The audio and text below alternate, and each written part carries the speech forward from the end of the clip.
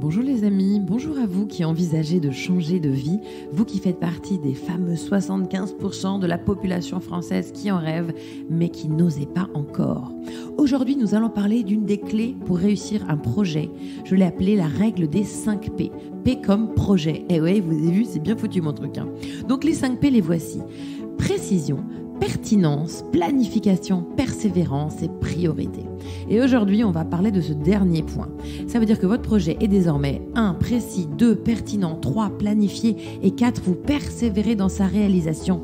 Il doit donc désormais être votre priorité.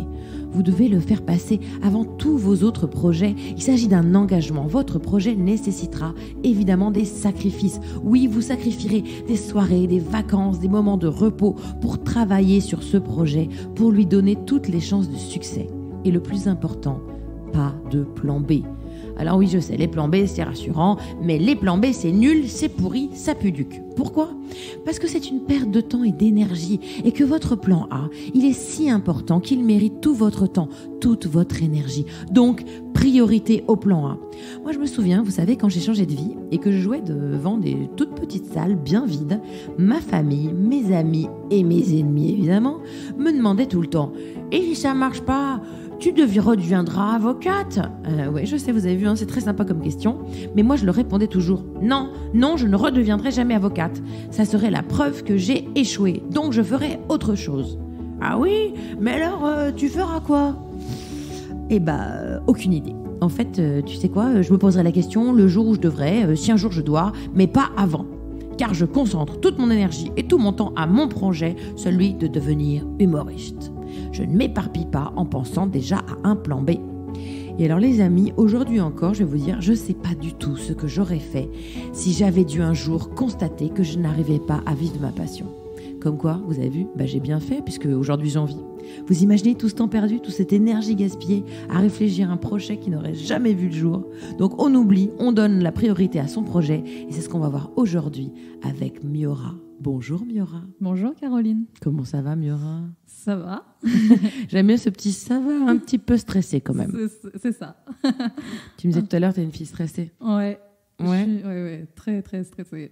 Alors ici, pas de stress Miora. Tu as répondu à une appel, c'est toi qui l'as voulu. On ne t'a pas forcé. C'est vrai. Voilà. Et tu es venue nous raconter ton projet, ton envie. Et on va parler aussi de tes blocages. Donc aujourd'hui, Miora, tu es étudiante, c'est ça ? Actuellement, je suis en service civique, volontaire en service civique. Ouais. D'accord, donc tu as fini tes études. J'ai fini mes études, j'ai fait une école d'ingénieur chimiste généraliste. Waouh, tu es donc diplômée. Ouais. Tu es ingénieur. C'est ça. Ça claque quand même. Bah ouais. Ouais. Et donc normalement, quand tu sors de cette école, on devient quoi ? Eh ben ingénieur, normalement. Oui, c'est ça. Et oui. Ouais. Et alors, quand j'ai noté qu'est-ce que tu rêves de faire, il y avait écrit 2 choses. Ouais, sophrologue. Et j'avoue, j'ai un petit kiff aussi pour les humoristes. Voilà. Donc on est quand même sur un grand écart facial à 3 dimensions. D'abord des études qui t'amènent vers un métier d'ingénieur. Donc tu as le diplôme, c'est sûr que tu as le droit de le faire. Et tu as 2 envies assez opposées, enfin pas opposées, mais en tout cas différentes, diamétralement, qui est sophrologue et humoriste. Donc, on va essayer de mettre un peu d'ordre dans tout ça. Ouais. Parce que comme je le disais tout à l'heure, quand je parle de priorité, donc ce fameux 5e P, ce qui est important quand on a un projet, c'est de lui donner la priorité, de ne pas avoir de plan B. De ne pas en avoir 2 en disant, bon, je vais faire humoriste, et puis ça ne marche pas sophrologue, ou sophrologue, et ça ne marche pas humoriste. Parce que ça va être compliqué, je pense. Il faut vraiment donner un temps plein à ce que tu veux faire. Tu as quel âge, Miora ? 24 ans. Donc 24 ans, ce qui est merveilleux avec cet élément, parce que là, j'ai un élément à prendre en compte. Comme je le dis souvent, c'est pas parce que tu es âgé ou que tu as 24 ou 12 ou 13, en fait, c'est un élément à prendre en compte, ça change un peu la donne. À 24 ans, ce qui est génial, c'est qu'a priori, tu peux faire encore tout ce que tu veux. Tu vois, l'âge ne te bloque en rien. Alors, c'est vrai que tu es dans une société, et je sais, je l'ai vécu, même si moi j'étais avocate pendant 7 ans, c'est-à-dire que comme je dis souvent à mes parents, quand ils me disent oui, mais quand même, toutes ces études gâchées, je fais ah non, j'ai fait 7 ans d'études, enfin 7 ans et demi ou 7 ans à peu près, et j'étais avocat presque 8 ans, donc 1 an d'études pour 1 an de pratique, j'ai rentabilisé, moi c'était mon truc. Toi, tu sors de l'école et tu n'as pas encore travaillé en tant qu'ingénieur. Non. Et tu n'as pas envie. Non, du tout. Voilà, c'est ça qui est important. C'est ça. T'as aucune envie. Non. Mais t'as été jusqu'au bout pour avoir le diplôme. Oui. À partir de quand t'as su que t'avais plus envie ? La 4e année. D'accord, Ouais. donc vers la fin quand même. Ouais, vers la fin. Ouais, c'est sûr que tu t'es dit, quand même, je passe le diplôme C'est ça. pour faire plaisir à qui? Papa, maman. Voilà. Non, ça c'est quelque chose que j'ai vu dans ta fiche quand tu m'as dit que tu ne voulais pas être ingénieur et parce que inconsciemment c'était le désir de tes parents. Ouais, je pense que c'était ça. Et parce que, en gros, j'ai deux grands frères, et donc du coup, bah, la petite dernière, forcément, et je vais faire pareil. Ah, parce que tes deux frères sont ingénieurs. Et les deux sont ingénieurs et les deux ont changé de vie. Ah, d'accord, en plus. Bah, tu vois, et tes parents sont pas morts, tu vois. Non, ils en sont pas morts. Ouais, ils s'en remettent. Non, parce que je dis ça, pourquoi? Parce que souvent, quand on fait des études, inconsciemment, pour faire plaisir à ses parents, et pas que, hein, mais souvent, on est formaté par le désir des parents, et donc on croit même que c'est notre désir, c'est pas nos parents qui nous obligent à faire ça. Et découvrir qui on est pour savoir ce dont on a envie, souvent, ça prend du temps. Toi, j'ai envie de te dire, tu as de la chance, tu le découvres assez vite. Ouais. Tu le sais assez rapidement avant même de t'engager dans une vie d'ingénieur que c'est pas ce que tu veux faire. Alors peut-être à faire de l'appel à tes parents, ils sont au courant tes parents ou pas? Ah oui, ils ont été au courant, de toute façon je leur ai dit. Hein. D'accord, donc toi en plus tu assumes ça, donc c'est tant mieux, donc tout va bien. Donc maintenant le problème c'est qu'est-ce que tu veux faire? Parce que je le dis à tous les jeunes étudiants ou les jeunes gens qui nous entendraient, franchement on a le droit de changer de vie même si on l'a à peine commencé. Il n'y a pas d'obligation de dire, OK, un changement de vie, ça se fait vers 40, vers 50, vers 30. On ne fixe pas arbitrairement un âge. Non, en fait, ça fait quand on se rend compte qu'on en a vraiment envie. Toi, tu le fais très tôt, mais on pourrait même imaginer que tu l'aies fait plus tôt, avant d'avoir passé le diplôme. Donc, c'est le moment que toi, tu as mis pour te rendre compte que tu n'avais pas pris la bonne direction. Très bien. Donc maintenant, tu décides de prendre une autre direction. Alors déjà, pourquoi le service civique? Parce que de base, je voulais faire la formation de sophrologie. D'accord. Voilà. Qui est dedans? Non, du tout. Ah. En fait, c'est un week-end tous les 15 jours et je me suis dit, franchement, je vais me faire chier si je fais un week-end tous les 15 jours et que mon reste de la semaine n'est pas rempli. Donc, volontaire en service civique, c'était ce qu'il y avait de mieux. D'accord, donc des réflexes assez d'étudiants en se disant, il faut que je sois cadré. Donc, je vais faire ma formation de sophrologue. C'est ça. Et ça, c'est ça que tu as choisi. Et pour combler l'espace, je vais le combler avec un service civique. C'est ça. Et c'est étonnant parce que quand tu me dis que tu as envie d'être humoriste, dans ce planning, je ne vois rien. Et alors, parce que j'ai fait énormément de théâtre quand j'étais petite. Et là, en ce moment, je prends aussi des cours de one-man show. Donc, en gros, ma semaine, c'est... Le lundi, c'est cours de one-man show service civique. Et après, les week-ends, c'est sophrologie. En fait, j'aimerais, en tout cas, c'est ce que je souhaiterais, avoir un panel, faire les deux en même temps. Voilà. Mais les deux en même temps professionnellement? Ça, je sais pas encore, c'est à réfléchir. Moi, je te le dis très clairement, il y a un vrai risque que tu t'éparpilles en fait. Quand on a un vrai projet, il faut choisir un but et ensuite lui donner beaucoup d'énergie, beaucoup de temps pour arriver. Moi, je sais que quand j'ai choisi ce métier, je savais ce que je voulais faire et c'était très clair dans ma tête. Et moi, on a le droit d'avoir 200, 300 passions. On peut avoir envie de faire 15 métiers. Rien n'est interdit. Hein, on peut faire bien ce qu'on veut. Moi, je dis juste en tant que conseil, si tu as notamment le métier d'humoriste, sophrologue, j'avoue, je le connais moins. Mais le métier d'humoriste que je connais bien, et c'est quelque chose qui est pas simple. Il y a beaucoup de monde, il y a beaucoup de déceptions, beaucoup de difficultés, on prend des humiliations. Vraiment, il faut s'accrocher, quoi. Et c'est pas le seul métier où il faut s'accrocher, mais celui-là particulièrement, parce que tu t'exposes quand tu montes sur scène et que tu fais pas rire les gens, tu le sais immédiatement. Et c'est très violent. Et puis tu le vois aussi parce que tu as du mal à trouver du monde, les salles sont vides, tu n'arrives pas à vendre ton spectacle. Il faut l'écrire avant, c'est une souffrance. Enfin, c'est vraiment beaucoup d'énergie que tu dois y mettre. Mais si tu veux le faire professionnellement. Après, si c'est un plaisir, prendre des cours, faire du théâtre et dans une troupe amateur, en plus de ton métier, il y a moins de souffrance. Normalement, il ne doit même pas y en avoir puisque c'est un hobby. Ça doit être que du plaisir. Mais là, on parle de projet professionnel sur un changement de vie, c'est-à-dire ce que tu veux faire. Tu décides de ne plus être ingénieur, mais la question, c'est qu'est-ce que tu veux faire comme métier? Ah oui, ça c'est une grande question. Alors, qu'est-ce qui te plaît dans la sophrologie? Pourquoi la sophrologie? Déjà, je suis stressée, donc je l'ai utilisée pour moi. D'accord, donc c'est une matière que tu connais, que tu as éprouvée sur toi-même. Ouais. Et ça fonctionne. Oui, Parle-moi un peu de sophrologie. Moi, j'avoue, j'y connais pas grand-chose. Alors, pour faire simple, c'est vraiment une méthode de relaxation, de détente, et c'est inspiré du yoga et de l'hypnose. Et en fait, c'est vraiment allier le corps et l'esprit. Voilà. Après, on peut l'utiliser pour tout. On peut l'utiliser dans le spectacle, on peut l'utiliser dans les écoles, en entreprise. Et là, tu es diplômée aujourd'hui ? De sophrologie ? Non, je suis en train de faire la formation. D'accord, donc tu la termines quand ? Au mois de mai. Ah oui, donc c'est bientôt. Ouais. Et alors après, si tu veux être sophrologue, tu montes un cabinet ? Tu montes un cabinet, tu peux aussi aller voir toute structure, n'importe quelle structure pour leur proposer des séances. Et là, du coup, entre mai et septembre, je pense qu'il va y avoir en fait tout ce qui est accompagnement pour la mise en pratique professionnelle. En fait, comme un stage finalement. Ouais. Et donc là, Voilà. Toi, tu rêves de quoi ? Tu rêves de monter un cabinet ? Ouais. Franchement, ouais. J'adore parce que quand je te dis est-ce que tu rêves de ça, ton visage c'est illuminé, regarde, tu souris. Et on a senti tout de suite, genre, oh oui, c'est exactement, franchement, ouais, c'est ce que je veux, ouais, c'est mon rêve. Ok. Ouais.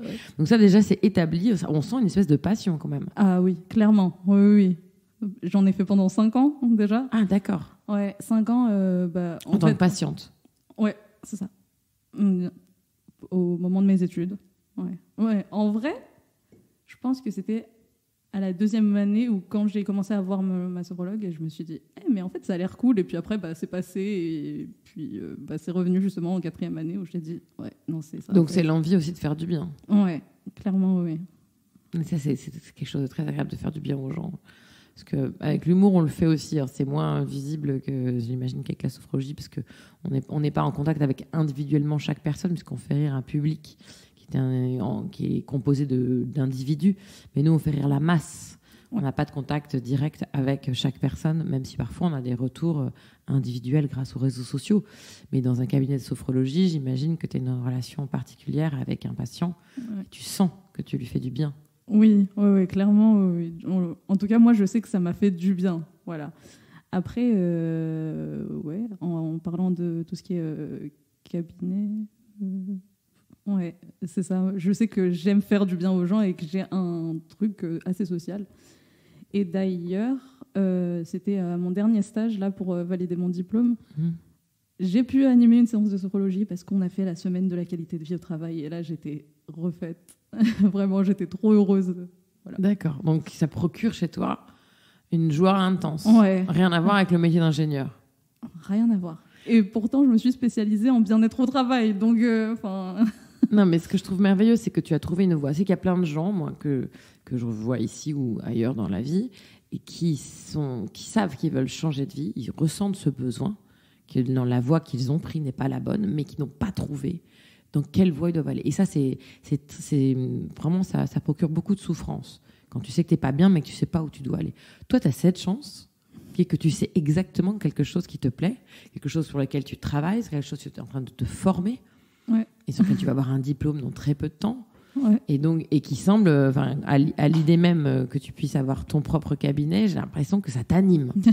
Clairement, oui. Regarde même ta façon de parler, regarde, tu souris, ça c'est magnifique. C'est ça. Alors pourquoi humoriste là ? Qu'est-ce que ça vient faire là-dedans ? Le théâtre, c'est un truc qui m'anime aussi, ça. Et après, je me suis dit, vraiment, en fait, les deux sont quand même un peu liés, parce qu'on utilise le savoir, on utilise son corps, on transmet le bien, et donc du coup théâtre pareil, c'était quand c'était cet été où là j'ai pu interpréter le sketch de Raymond DeVos, Parler pour ne rien dire, et en fait je me suis rendu compte que j'aimais bien être toute seule sur scène. J'ai fait waouh. Mais c'est pas ton texte. C'était pas mon texte, et j'ai voulu apprendre à écrire. Et donc Et là, du coup, je prends les cours de One Man Show pour écrire, etc. Mais en fait, je me rends compte que je bloque beaucoup. Voilà. Et surtout que l'écriture, c'est la première étape. C'est une des plus c'est même pas la plus difficile, parce que c'est une des étapes. Elles sont toutes assez difficiles. Mais évidemment, l'écriture est un premier frein. Et il faut trouver des choses qui te font rire toi. Et après, tu les confrontes au public, voir si ça fait rire.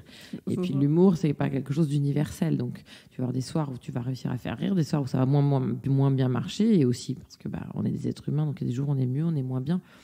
Mais après, je sais pas si tu peux...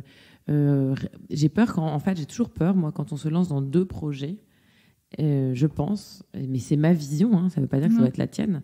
Mais pour connaître un peu la difficulté du parcours pour devenir professionnel en humour, si tu pars déjà en étant déjà ton temps qui est déjà divisé avec la sophrologie, le service civique qui s'arrête je sais pas quand. Qui s'arrête au mois de juin. Et que tu en es déjà à l'étape de ressentir les premiers blocages à l'écriture, je pense que peut-être dans un premier temps, en tout cas, tu devrais essayer de débloquer ce stage d'écriture, enfin de continuer à le faire, mais en le voyant plutôt peut-être comme un hobby dans un premier temps. Et puis après, si tu vois que ça se développe, etc., tu pourras de toute façon toujours changer de vie une troisième fois en quittant la sophrologie pour devenir, si tu le souhaites, humoriste, et si tu sens que ça a cette flamme. Mais même dans ta façon de parler, tu vois, l'humoriste, quand tu me parles le blocage, quand tu parles des difficultés, etc., je le ressens, on ressent beaucoup les énergies des uns des autres. Tu n'es pas autant animé que quand tu me parles de sophrologie, tu vois. Ouais, je comprends. Est-ce que tu le ressens, toi? C'est ça qui est important. Pour l'instant, je n'ai pas l'impression de ressentir quelque chose. Donc voilà. Et après, je suis un peu en mode en doute. Est-ce que je veux vraiment faire ça? Oui, non, je ne sais pas. Tu veux en faire ça? On parle de quoi? De la partie justement humoriste. Ou alors, est-ce que le faire plus justement en amateur, puis juste continuer comme ça? Moi, vu que tu es en doute sur la partie humoriste, très clairement, et que tu n'es pas en doute sur la partie sophrologie, si j'ai un conseil à te donner, c'est vraiment de faire c'est pour ça que je te dis la règle des 5 P que j'ai créée, j'ai inventé. Mais ce dernier point qui est la priorité, il est vraiment important parce que si tu lui donnes la priorité, que tu deviens sophrologue, que tu montes ton cabinet, encore une fois, il sera toujours temps, une fois que tu auras réussi ça, si tu le souhaites, de passer à autre chose. Tu peux, tout à fait. Ouais.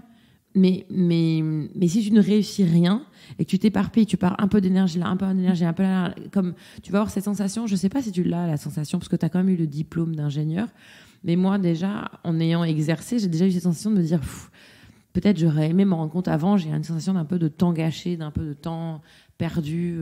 Et d'ailleurs, souvent, quand je pars dans ces pensées-là, je me dis, bon, il faut penser à autre chose parce que ça m'a formée, ça fait la fille que je suis, structurée, etc. Donc, je tire toujours du positif de ça. Mais tu as déjà un changement de vie qui a déjà été fait. Je pense que c'est important, même pour toi, même pour ta self-esteem, même pour ça, que tu ailles au bout d'un projet qui est un projet qui t'anime. C'est pour ça que je te dis ça, parce que je le vois que ça t'anime. Ouais. Là, si je te disais, OK, on arrête la sophrologie. Ah non. Tu vois, il n'y a pas de cas, tu n'as aucune envie. Ah non, clairement pas. Ça fait des années que j'y pense et puis ça fait des années où je me dis, ah ouais, en fait, accompagner les gens, c'est ça pour moi qui donne du sens, clairement. D'accord, mais tu vois, ça c'est hyper important. Je pense qu'il faut que tu le dises à haute voix pour que tu l'entendes. Oui. Non, mais c'est important. Tu te rends compte? Si je te dis on arrête la sophrologie, c'est impossible. C'est comme je te disais, on arrête de respirer. Ouais, c'est un peu ça. Mais tu te rends compte ce que ça veut dire dans le corps humain quand tu te dis ça? Tu te dis, tout mon corps me dit non. Ce truc-là est ma passion. Ouais. Moi, clairement, tu me dis, t'arrêtes la sophrologie. Je dis, ouais, de toute façon, je n'ai jamais commencé, donc pas de problème. Tu vois, ça ne m'anime pas, ça ne procure rien chez moi. En revanche, tu me dis, on arrête la scène, on arrête d'écrire des sketchs. Là, comme toi, pour la sophrologie, je dis, ah non, il n'y a pas de cas. Je crève si tu arrêtes ça, j'ai besoin d'écrire. Je l'ai vécu avec le confinement. J'étais comme un drogué, en manque de sa dose. J'étais en PLS. Et quand je suis remontée sur scène, j'avais une émotion forte, décuplée, parce que c'est ma vie, c'est ma passion. Je sais que je suis faite pour ça. Et moi, j'ai la sensation, depuis qu'on parle tout à l'heure, que peut-être mon rôle dans ce podcast, c'est de te montrer où est cette passion. Et encore une fois, ça ne veut pas dire que c'est la passion définitive. Quand on parle de changement de vie, tu pourras en avoir un autre. Mais ce que j'essaie de te montrer, c'est que ce qui t'anime et ce qui paraît fou, c'est quand même... c'est ça, c'est que j'ai l'impression de me voir, moi, quand on me parlait d'humour, quand on te parle de sophrologie. Et peut-être tu as d'autres passions, parce qu'on parle d'humour, mais je suis sûre qu'il y en a d'autres dans ta vie, des passions, je ne sais pas, la cuisine, les promenades, le chant, le cinéma. Il y a peut-être plein d'autres passions qui t'animent. Et peut-être qu'à un moment donné, il y en a une autre qui va grandir et qui va devenir aussi importante, voire plus importante que la sophrologie. Et à ce moment-là, il sera peut-être temps de changer. Mais pour l'instant, j'ai cette sensation, mais arrête-moi si je me trompe, que celle qui t'anime, là, si je te dis demain t'arrêtes les cours de one man show, j'ai l'impression que ça t'empêche de respirer. Alors oui et non, parce qu'il y a quand même ce côté de j'ai envie de continuer, mais c'est plus un challenge en fait vis-à-vis de moi et voir comment je vis tout ça. Oui. Voilà. Donc c'est quand même moins, tu vois, c'est quand même moins intense. Ouais, mais après. Donc si tu dois donner la priorité à un des projets, ça serait lequel? Clairement, ce serait la sophrologie. T'as vu, t'hésites même pas. Tu vois, c'est quand même bien que tu le verbalises, parce que le verbaliser, tu vois, en plus, là, avec ce podcast, il se trouve que tu as un micro et un casque, donc tu entends ta propre voix. Oui. C'est encore plus facile. Mais vraiment, il faut que tu verbalises. C'est comme si ton cerveau disait, est-ce que tu entends ? On n'arrête pas de t'envoyer des signes. Tu t'éparpilles un peu là-dessus, mais ça fait quelques années. Tu me dis ça, mais ça fait des années au fond de toi que je le sais. Et peut-être tant que tu t'écoutes et que tu dises, OK, je vais faire de ce projet ma priorité. Surtout que c'est une priorité qui est assez à court terme, puisque de toute façon, tu as le mois de mai, là, tu vas pouvoir, jusqu'au mois de mai, obtenir ton diplôme, ressentir ce que ça va te procurer. Tu pourras d'ailleurs le comparer avec peut-être ce que tu avais ressenti quand tu as eu ton diplôme d'ingénieur. Ouais. Après, la sophrologie, il n'y a pas forcément de diplôme, c'est vraiment une attestation de... Oui, soit un diplôme ou une attestation, en tout cas, c'est que tu ressens la légitimité qui est que tu as fini ta formation d'ingénieur, ta formation de sophrologue. Tu es en capacité d'exercer le métier de sophrologue. Oui, clairement. Ouais. Donc tu verras ce que tu vas ressentir, comme la même façon qu'au jour où on t'a dit que tu étais en capacité d'exercer le métier d'ingénieur. Tu vas pouvoir faire cette comparaison qui sera intéressante, je pense, pour te donner des ailes. Enfin, je sais pas, j'imagine que tu rêves peut-être déjà comment tu vas aménager ton cabinet, où tu vas le louer, comment ça va être, comment tu vas gérer tes patients, comment trouver des patients. Tout ça, ça doit t'animer. Ouais, j'ai mes petites idées déjà. Ah, tu vois, t'es déjà sur la planification, tu vois, tout ça, c'est bien. Tout ça, c'est... Ouais. Mais c'est marrant parce que c'est comme si aujourd'hui j'ai eu la sensation avec toi, Miura, d'être comme une personne qui te faisait accoucher. Tu vois, t'étais enceinte du 9e mois et tu dis non, mais je sais pas si je vais avoir un enfant. Je dis si, tu vas avoir un enfant, tu lui-même regarde, tu es en train d'accoucher, regarde comme il est beau ce bébé. Et ce bébé, c'est une fille et elle s'appelle Sophrologie. Ah, alors ça c'est la musique qui démarre, ça veut dire que c'est la fin de ces 20 minutes. J'espère qu'elles t'ont été utiles, Miura. Elles m'ont été très utiles et du coup, je vais tout faire pour être sophrologue. Bravo Miura.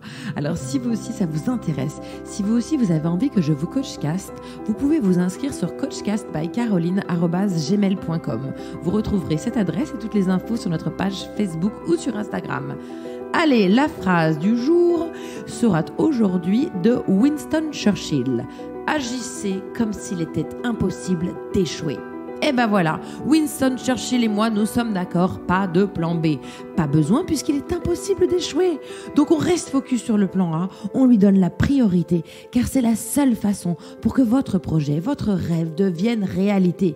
Si vous n'êtes pas encore convaincu, j'ajouterai ces 2 points. 1. Le plan B, ça sert à rien. Bah oui, clairement. Vous savez que mon plan B n'aurait pas été le même entre le début de mon changement et le constat de non-réussite, c'est-à-dire après plusieurs années à tenter de le réaliser.